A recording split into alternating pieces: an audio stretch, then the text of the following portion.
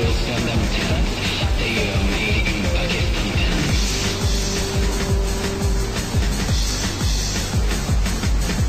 Embassy opens parties every month for international exchanges.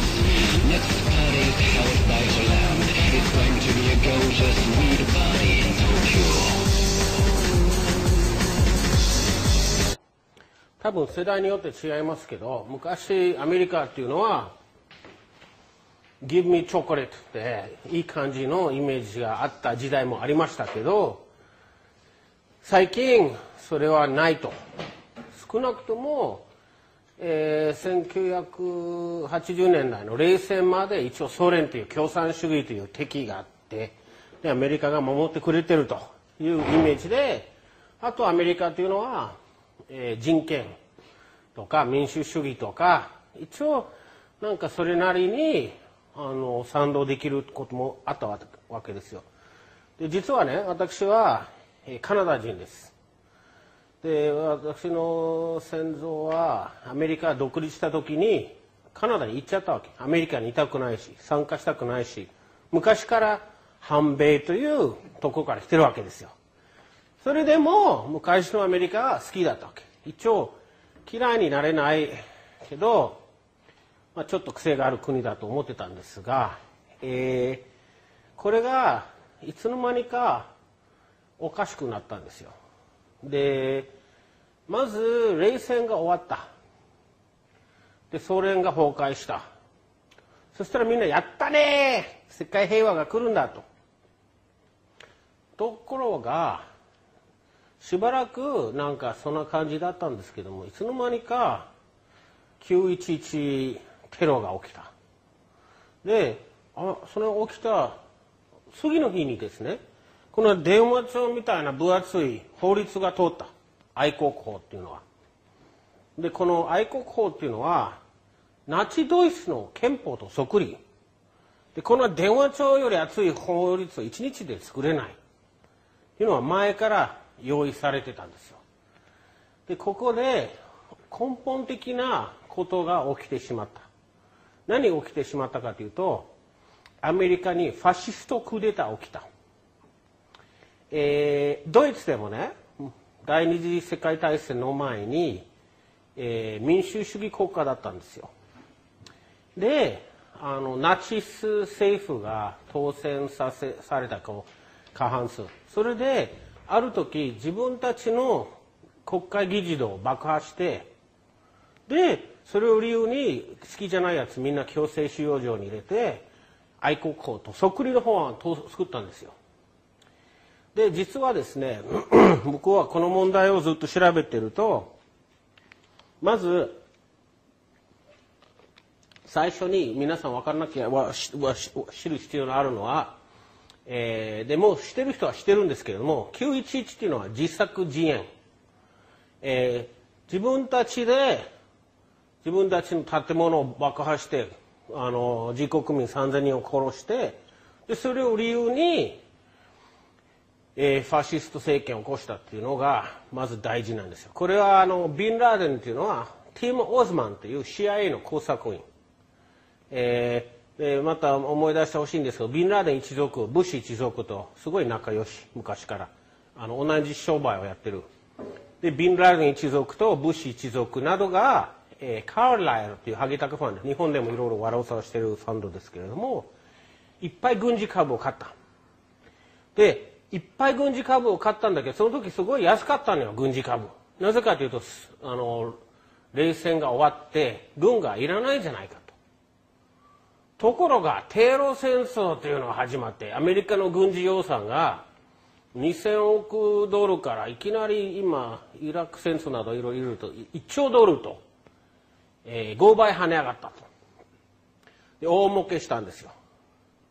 でしかも全くビンラーデンとその茶番劇だったにしても、それでも関係ないイラクを侵略したの。で最初はほらアメリカっていい国というイメージじゃないですか。いい国だったら一応建前としてこう民主主義のためとかね、悪い独裁者を避けるためにイラクを侵略しましたって言うけれども、実はそれもあんまりにも、あと大量破壊兵器があったとか、わけのわかんないいろんなストーリーを作ったけど、全部矛盾だらけ。大量破壊兵器はなかった。で、その後、100万人以上のイラク人を殺した。民間人。特にね、インテリ中心、大学の先生とか、医者さんとか、そういう人たちどんどん殺されて、要するに、みんなの友達であったはずのアメリカが、世界の最大の悪役に化けちゃった。で、アメリカ国内でも多くの人たちが違和感を感じた。あれ、違うんじゃないですか。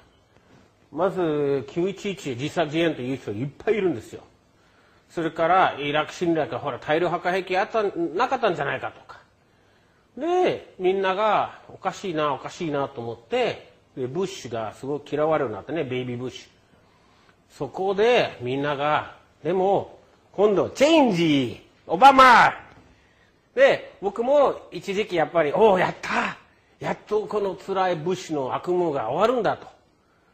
ところが、オバマが全ての約束を破ったんですよね。イラク戦争をやめますって言ってやめなかった。ガンタンモのその拷問基地、閉鎖しなかった。逆にアフガンで兵隊を増やした。で、やってることは、ブッシュとそっくりなんですよ。あとは、民主党が共和党からその議会の過半数を取って、みんな国民が平和っていう意味で民主党を選んだわけ。で、民主党は平和にしますっていう約束したのに、蓋を開けてみると平和やらなかった。それでようやくみんな分かった。もう民主党共和党も全部茶番劇。裏は同じ利権。で、その何の利権だったのか、どういうことなのかっていうと、やっぱりさっき言ったようにアメリカがナチス国家。ナチスっていうのはどういうことかというと、ファシズム。要するに、一人の絶対的な王様がいて、で、みんなその人の考えに沿って動く。一心同体、国が一つとして動く。国民が一つとして動くと。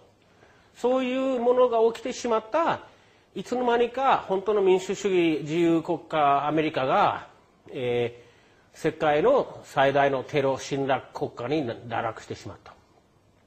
それが残念ながら今のアメリカ。で、日本の友達でもありません。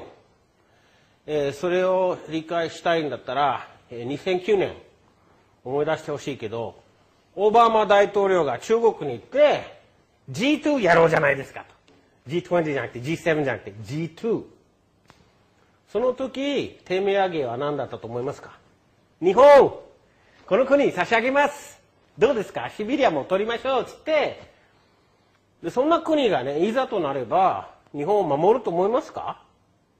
守りません。ただ、お金を分取るだけ。で、残念ながら、第二次世界大戦終わってから、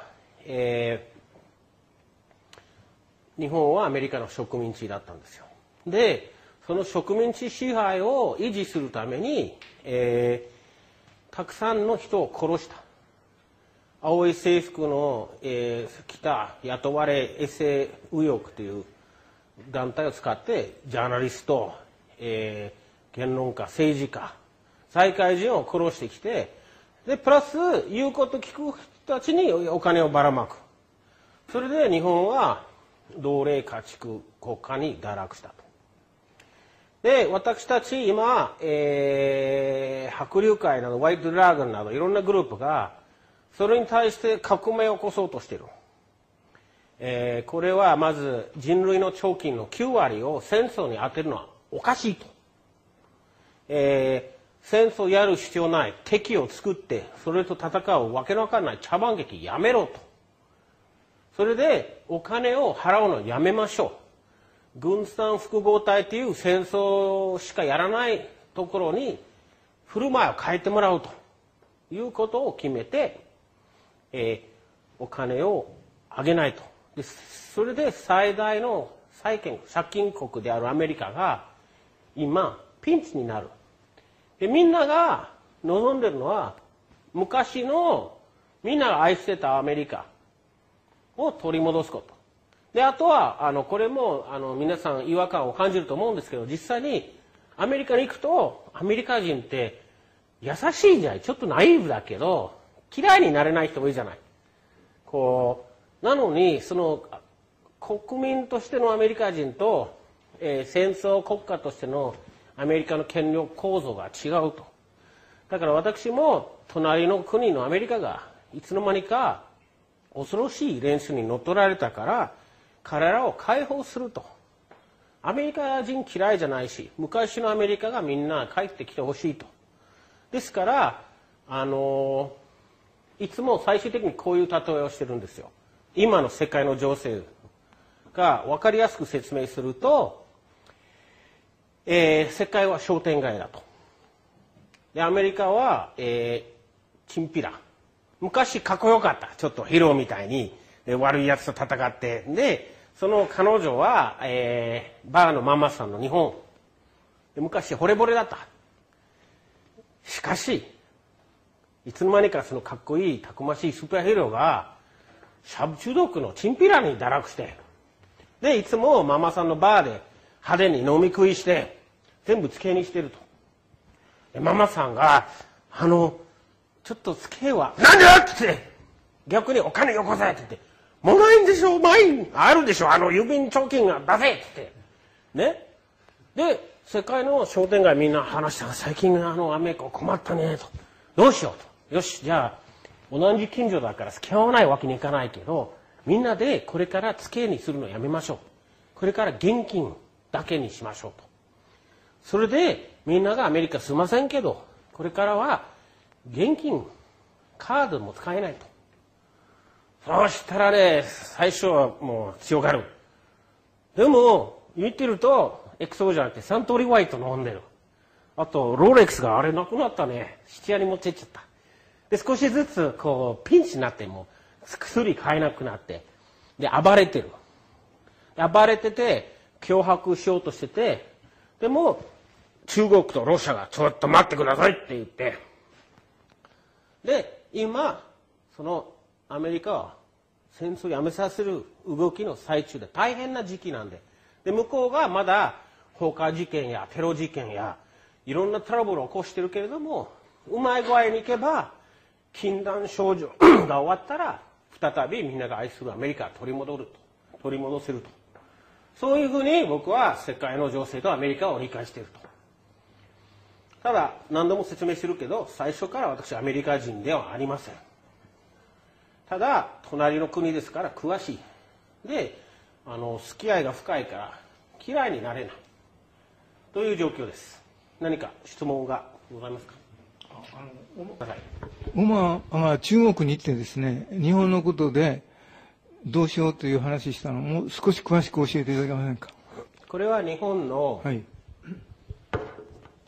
あまり表に出ない公安警察という、日本版 FBI、CIA みたいなところからの情報です、などからの情報ですけれども、基本的に、日本を中国の自治区にする約束をしてたんですよ。で、今アメリカの植民地じゃないですか。アメリカの基地があって、アメリカ人が嫌いな総理大臣から失脚させる。それを段階を経て中国に手を渡すつもりだったわけですよ。それとプラス、